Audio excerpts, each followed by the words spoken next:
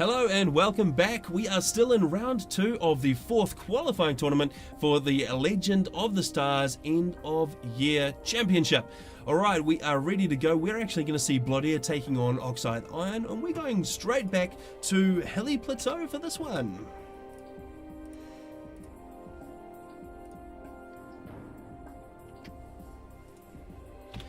Alright, so we just saw one game on Hilly Plateau, RoboGear versus Methy, and now we're back for some more punishment.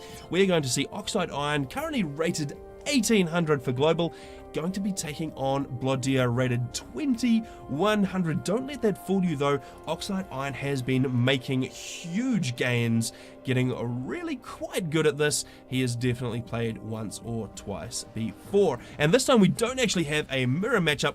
We have got Blodir opting, Blodir is Aeon, and OxideIon in the top right corner here has opted for Cyber, and he's going to throw down his first land factory, getting adjacency on that Hydro. Then he's going to go for pretty much the same build as we saw before. We're going to see those first 3 mass extractors going down. Then we're going to see a Hydro built right next door. We've got Blodir in his nice, lovely, customary purple color, going his Aeon-ness. And he is going to start that Hydro as well. So that is going to be just a minute away from completing. Then we'll see the expansion from these guys, because as we saw last time, there is a ton of mass all around this map.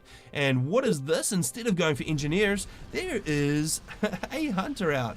That is very interesting indeed from OxideIon. So foregoing a little bit of that early build capacity in order to get a little bit of rating power on. Now that is an interesting play indeed, because it is a fairly large map. It takes a little while to walk across. He might be just a little bit too late to the party with that hunter. We'll see how he goes. Looks like Blodir might not actually be thinking about building any combat units just yet. What have we got coming out of there? More engineers. So no, there's actually no combat units, and OxideIon doing a very nice job of predicting where an engineer might be, because he's going out for this Hydro expansion over here. So there's 4 more mixes and a Hydro that Blodir wants to get his hands on.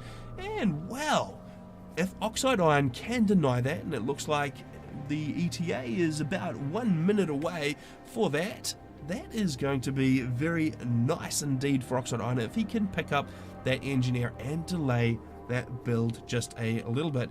And we can see it looks like he is also going to go for the center, just needing to pick up a little bit more mass on the way. He must have just run a little bit short. There he's going to pop out towards the center with that ACU and start trying to secure the area, because there is a literal ton of mass in the middle here. There's a couple of big rocks that are nice to see. And if that goes into OxideIon's coffers, we may see the kind of shift that we saw in that last game where Methy managed to pick up all of that mass. He had a whopping 10k reclaim advantage over RoboGear. If we see those same kind of figures, then Blodir, despite that 300 rating advantage, may have a little bit of a hard time dealing with what OxideIon can spew forth. Alright, that engineer is getting those mixes, but the hunter is now bearing down on it. He is going to come in, and has Blodir reacted to that? No, yes, now there is an order down. He's going to come in and try and reclaim. The hunter just moves back a little bit and stays out of the reclaim radius of that engineer. That is a nice little pickup there indeed. Blodir is still actually sitting on 21 mass per tick to the 11 of OxideIon, so pretty big income gap. I wonder if that lack of engineer first out of the gates, because there was those 2 units that OxideIon put forth for attack, well, that could just be costing him a little bit in the eco and expansion game. The hunter just roving around the back of the base here. Unfortunately for him, he has got eyes on, well, Blodir has eyes on with the interceptor that is hovering around, and we can see there's actually a couple of patrol orders there.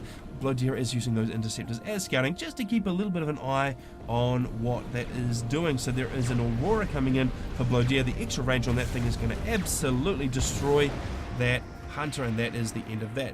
OxideIon managing to get a little bit of a scout in as well, so he will be aware of what is going on in the base. He's actually sending a Mantis down here, probably thinking about re-raiding that same expansion. Unfortunately for him, Blodir is now going to be onto the tactic. He's got quite a bit of scouting going on. He's got interceptors floating around. He's got a couple of scouts as well. We've got one back here and one in the middle of his base there. So scouts with radar, that's going to make it a little bit harder for OxideIon to just get in there and cause trouble. But what he might be able to do is grab that center and really secure it, because he is about 3/4 of the way done with his first land factory out in the middle there, and Blodir hasn't even thought about moving. So Blodir right back where he started. I don't think he's walked. He is obviously feeling very lazy today. He's just going to sit on his couch and build within the range ring from there.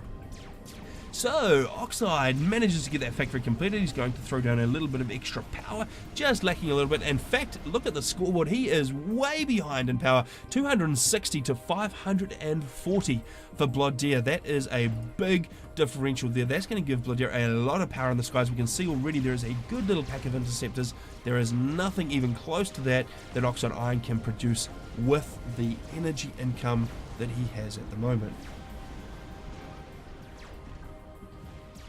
Okay, so OxideIon still securing that center, getting a second land factory down. So far, just opting for engineers on attack move out of that first factory. Those guys are going to come and just start scooping up ridiculous amounts of mass, but unfortunately he's actually left the left-hand side of the map open, and Blodir leading the charge with a Spirit for that radar coverage. He's going to roll on in there and find that, well, actually, OxideIon has got nothing in the area whatsoever, and he's actually free to roll in and cause all sorts of problems. In fact, the path is clear to roll all the way around to the back, take out this engineer, take out the expansion, and get across to here. And OxideIon doesn't even really have anything much to respond with. There's a few Mantis and Medusa popping out of those factories. They would have to be redirected. We'll see if Blodir takes advantage of that. Well, actually, there could be a bit of a pincer movement going on, because Blodir is getting some units ready on the right-hand side of the map as well. And if he goes and gets around into both those expansions, that is going to hurt the eco that OxideIon really desperately needs. He is just a little bit behind, but he's going to need every bit of it to keep up. He is, of course, supplemented in the mass game from all of this reclaim that's happening in the center. We can see the massive amount of mass just popping in there from the huge reclaim radius on the attack move from those engineers out of the factory.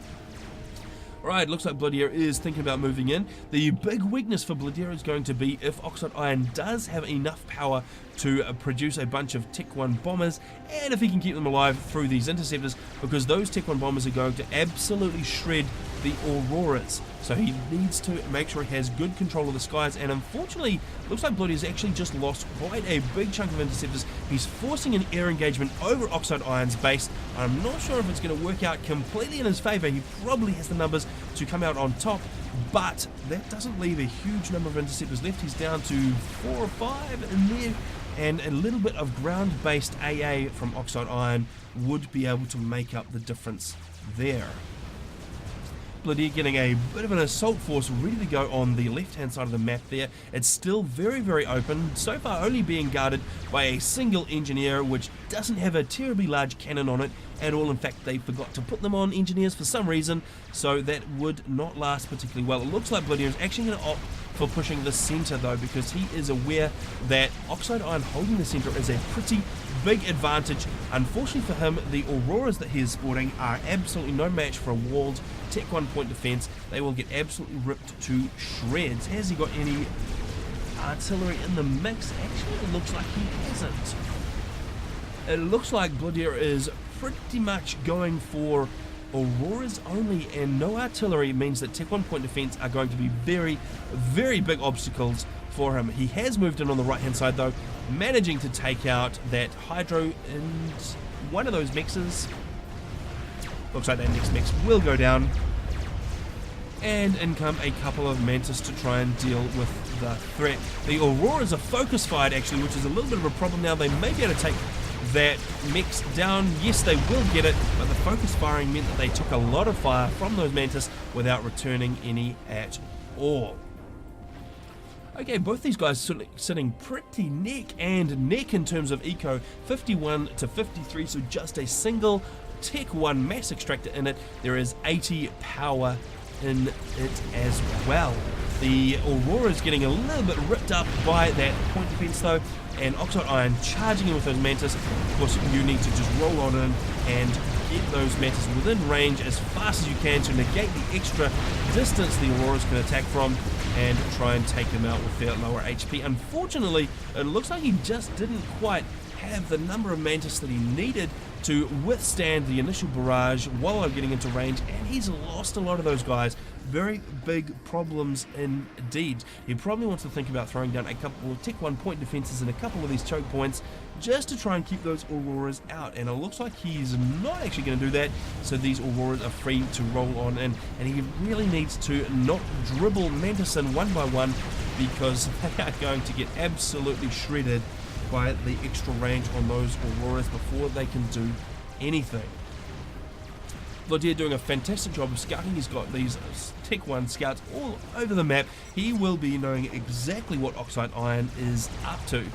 And in fact, he's been focusing on his eco while this has been happening. He's down here with a bunch of Tech 2 mass extractor upgrades, and he's actually sitting on 79 mass per tick, which is almost 20 mass per tick more than OxideIon has right now. Do the reclaim figures make up for it? Let's just have a quick check. We've got 11,700 for OxideIon, and we have got 8,100 for Blodir. So there's only about 3k in it. That is enough to withstand that mass differential for the time being, but it is not going to last forever. And it looks like Blodir has switched up to mixing some fervors into his army. They are going to be able to take out these Tech 1 point defense. We can see a whole lot of destroyed ones there, just the walls remaining.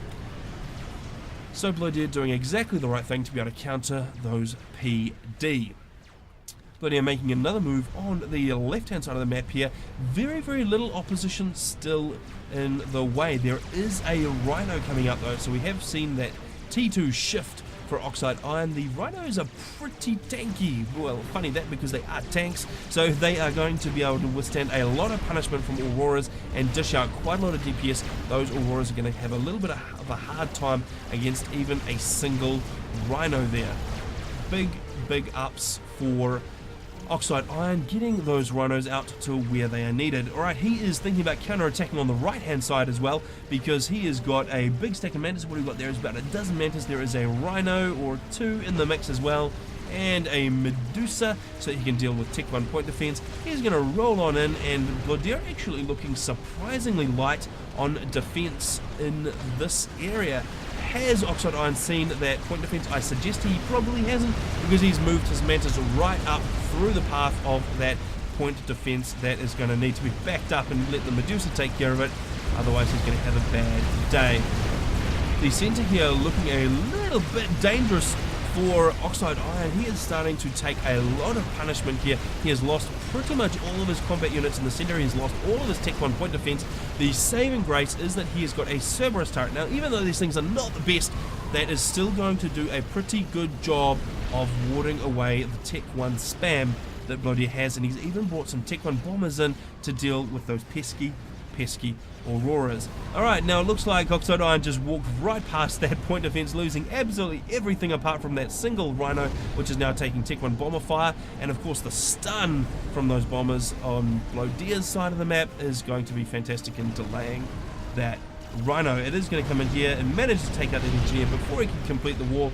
That Rhino is going to run into a bunch of Tech 1 units and Tech 1 bombers, so not going to last particularly long. He would have been a little bit better off to stop back here, let the Medusa finish off that point defense and advance with his whole army instead of throwing it away. Okay, we're starting to see a little bit of a build-up. There's a few Rhinos there on the front line. We've got a tackle missile defense and a couple of Cerberus turrets. Well, 3 Cerberus turrets. That is going to be able to hold the center for the time being, at least, against what Blodir has got right now. Blodir, what is he doing with these Tech 1 bombers? He has just got them on an attack move, just to make sure that no more pesky raids come in from Oxide. Blodir with a very nice scouting run over the top, but he will be seeing just the sheer number of interceptors there. Let's have a quick look at how many there are. There are 41 interceptors online for OxideIon, and that compares to, let's look at Blodir, 14 and 6 out of gas. That is a massive air advantage there to OxideIon, so doing very well in the air game. Alright, Blodir looks like he's going to think about skirting around the left-hand side of the map and coming right up, and I don't know that there is much that OxideIon can do about it. He'll have to reposition his rhinos and get them in there. He has invested a lot in the center here, but unfortunately for him, it is all static defense. These Cerberus turrets, they cannot walk around, they cannot go and intercept this group of units as it takes out the left side of the map, so he's going to have to rely solely on his mobile combat units, of which there are not a whole lot. In fact, he's moving most of them to the right here to fend off this attack. So we see a double-pronged or two-pronged attack here. Blodir trying to pincer the base for OxideIon.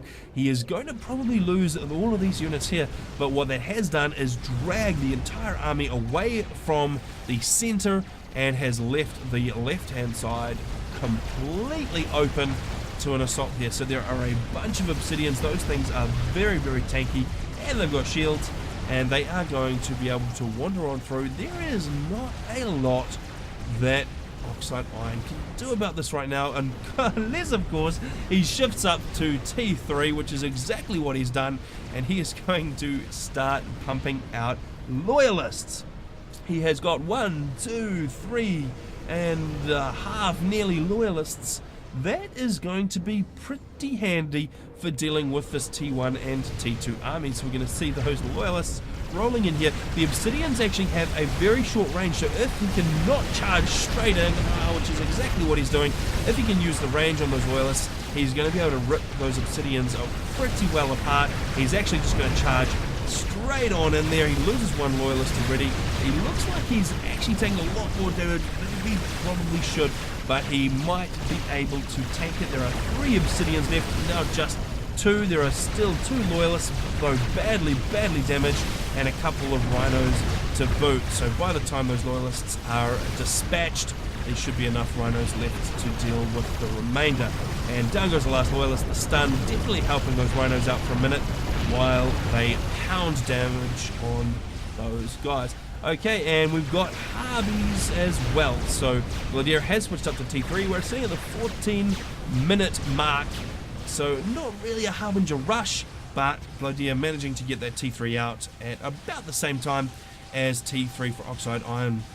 But Blodir with the massive advantage in terms of economy, sitting 126 mass per tick to the 85 for OxideIon.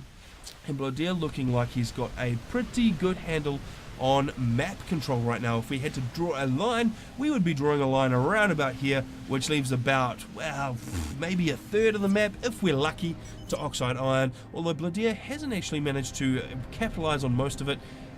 He has got a couple of engineers around about taking mass extractors, building radar, and maybe even doing a little bit of reclaim as well. Now what have we got here? Gunships. We've got 4 renegades that are coming in to try to deal with these harbingers. Unfortunately, there is an ascendant online for Blodir, which is going to pretty easily repel those gunships.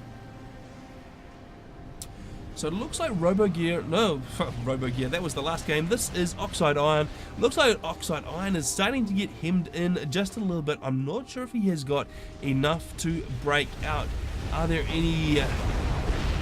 well, no, there's no AA in that mix at all. So that is a nice option there for those 5 renegades to roll on in and start laying down some damage to Blodir's forces. If he can take that out, if Blodir doesn't bring any ground-based AA in the immediate future, then perhaps OxideIon can clear this area, regain the top left, but it's still looking like a little bit of an uphill battle in terms of economy. He is low. He's starting to maybe stockpile Corsairs.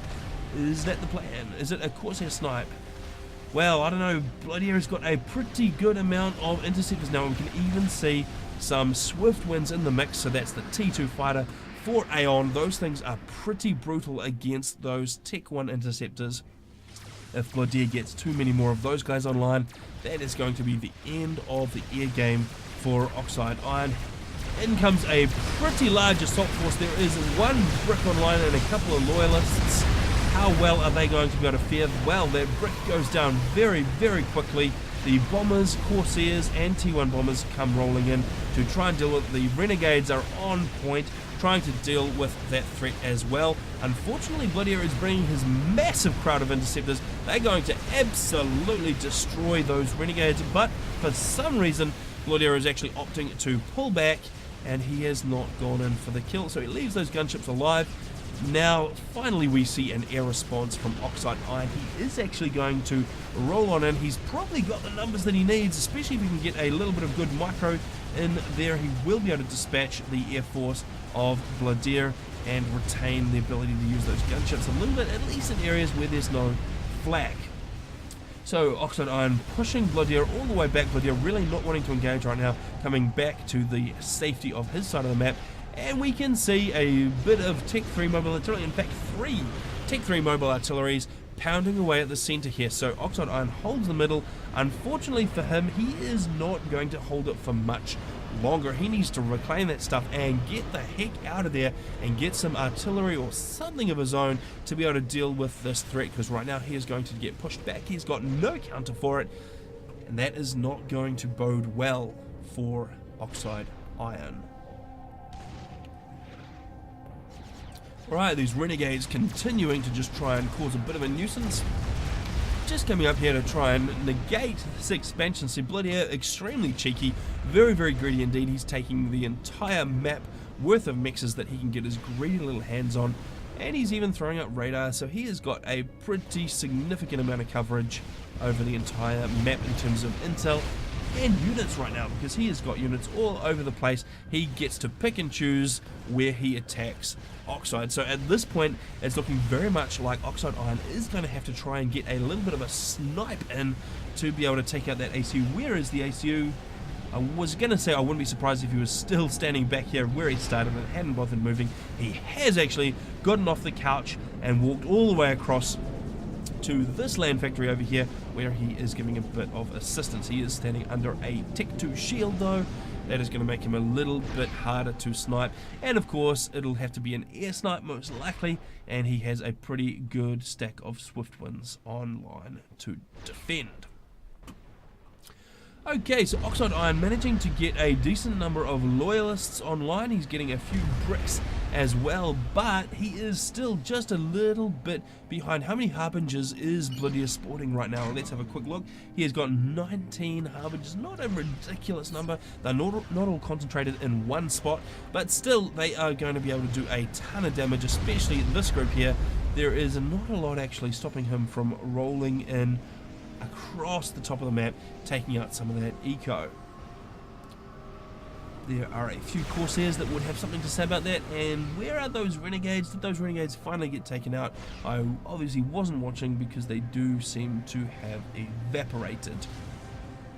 Speaking of evaporation, this forward position here for OxideIon is definitely starting to look a little bit worse for wear. It has taken a ton of fire. It looks like OxideIon is thinking about trying to move forward and push back those artillery pieces with this little stack of bricks and loyalists accompanied by some T1.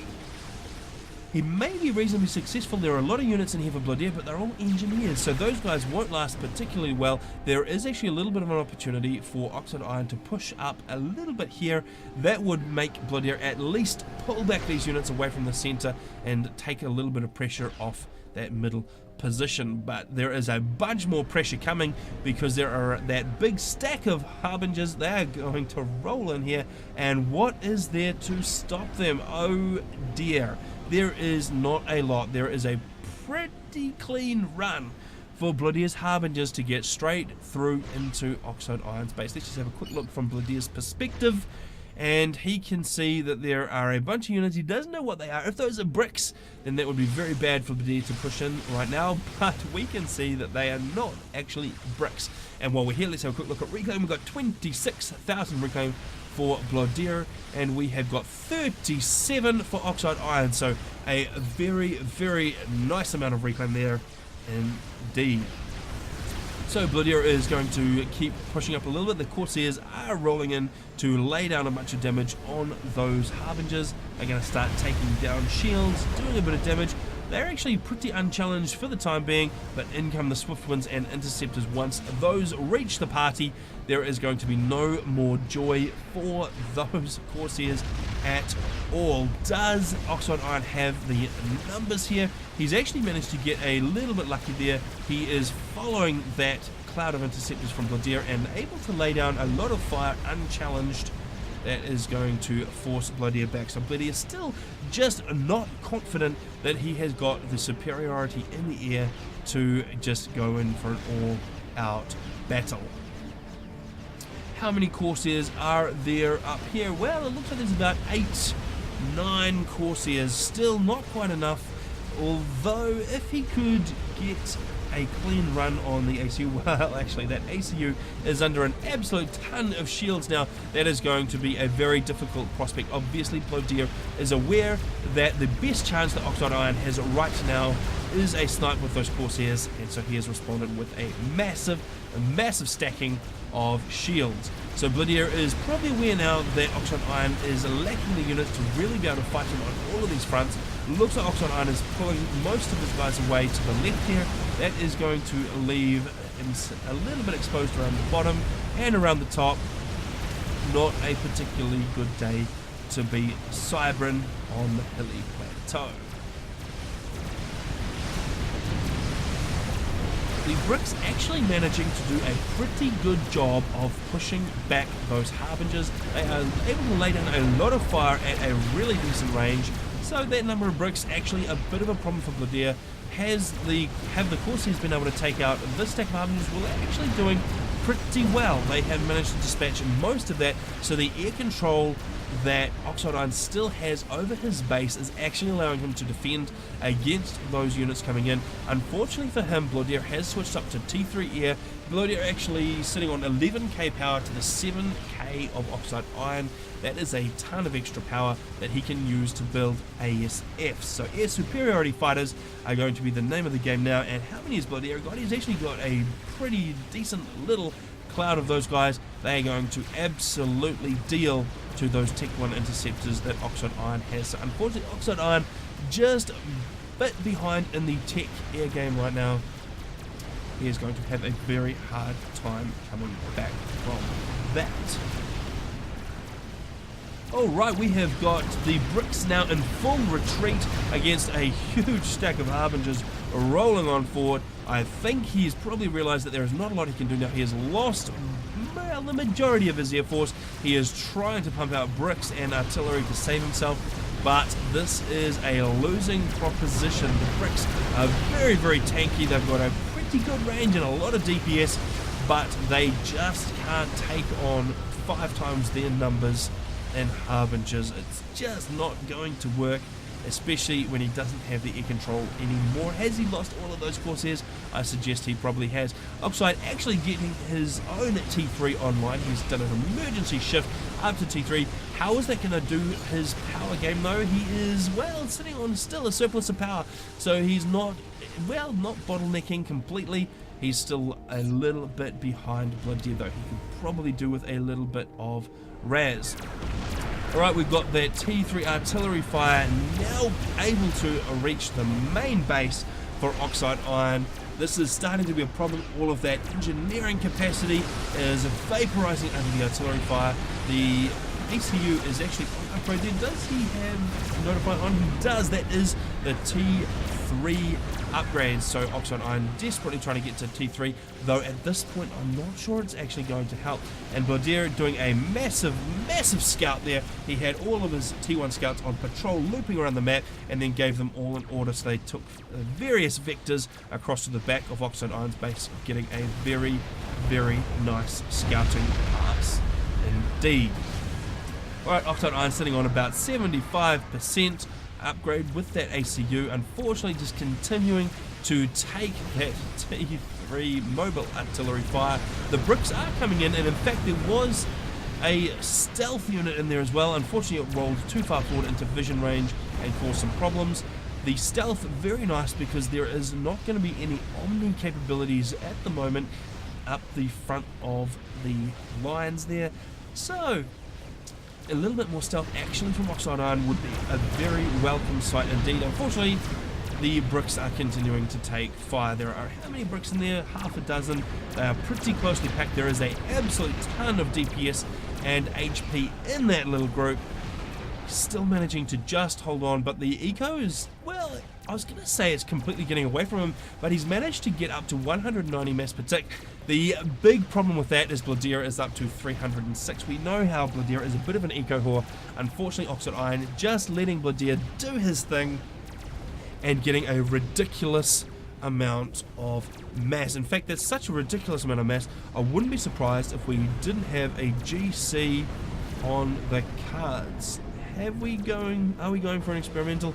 I think he might actually just be going for, well, I saw some strap bombs coming out. Those things are very heavy on the mass, so I think he's actually opting to spend all of it on combat units rather than galactic colossi right now, although he does have 8k in the bank that he could use to get one of those guys started. Alright, we have got this big stack of bricks up the front. The strap bombers, what is he going for? He looks like he's going after the economy.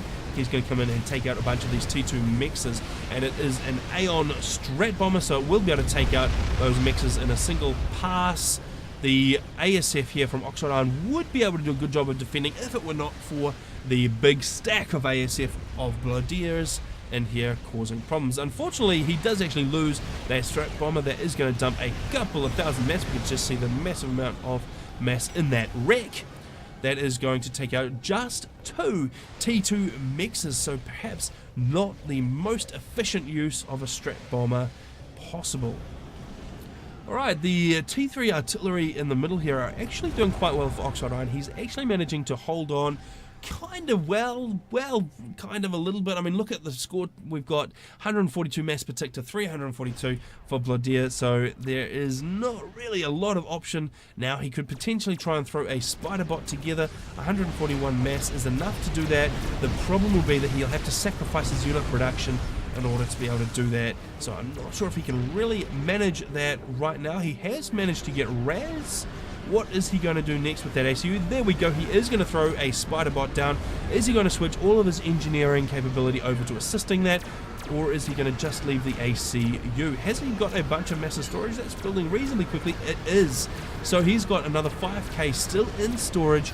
A spider bot could actually make a pretty big difference at this point of the game, especially if there is no Colossus. I'm not seeing any Colossi construction kits anywhere.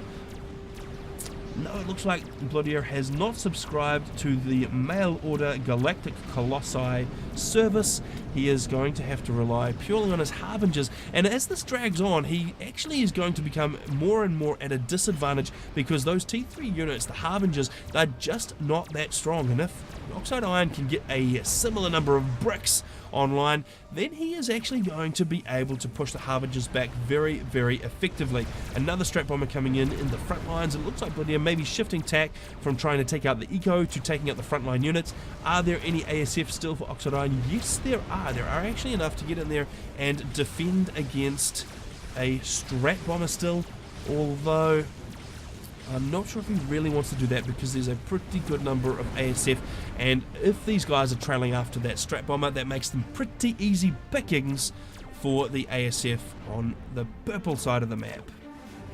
Alright, OxideIon actually doing a very nice job of pushing towards the center here. Those bricks are pretty unstoppable. Like I said, those Harbingers are not really able to withstand a critical mass of bricks very effectively at all, so OxideIon is managing to make ground in the center. The big issue for him, though, is that leaves him pretty vulnerable to strat bomber attack in the middle. That is going to be a bit of a problem. He does, though, have some T3 artillery so that he can reach out and touch Blodir in inappropriate ways and do a little bit more damage. He does want to be very, very careful, though, that he doesn't lose this, because if he manages to get these bricks trapped, he is pretty much had it, because there is very little else in the way of combat units. In fact, right now Blodir has got lots of options for rolling around the map in various vectors and causing all sorts of problems. Okay, they have forced an air engagement. It looks like Blodir is coming across. He is taking a lot of fire from ground-based AA. He has managed to rip a lot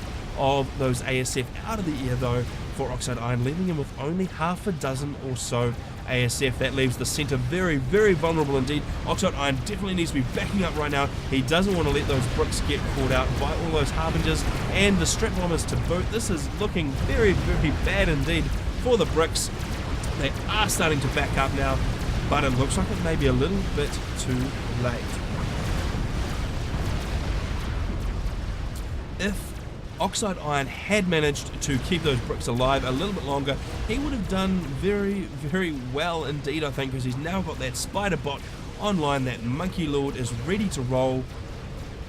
Is there going to be a Colossi in response? There sure is, and it's about 75% complete. That thing is rocketing away. 440 mass per tick on the purple side. That is crazy. He is going to be able to put that thing together in no time, and when you have one Monkey Lord against one Galactic Colossus, Monkey Lord is not going to fare too well, especially if there's still a stack of Harbingers alive to try and help it out. Alright, the Harbingers are just going to back on up.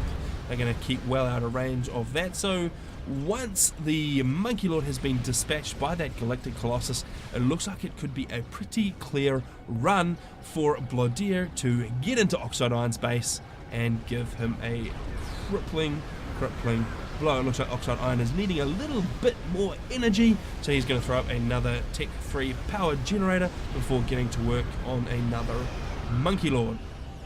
There's actually still a ton of mass. How is OxideIon going for mass? He is definitely stalling. He wants to be picking up a bunch of that. There's still a huge amount of green all over his side of the map. He could definitely be doing well from that. In fact, there's a bunch of wrecks over here. Where is that? Here's 1,000. There's some nice wrecks there that he could pick up indeed. Alright, Blodir has got eyes over the top of the clear purple Monkey Lord? What is this? That's not how Monkey Lords are supposed to look. What is going on?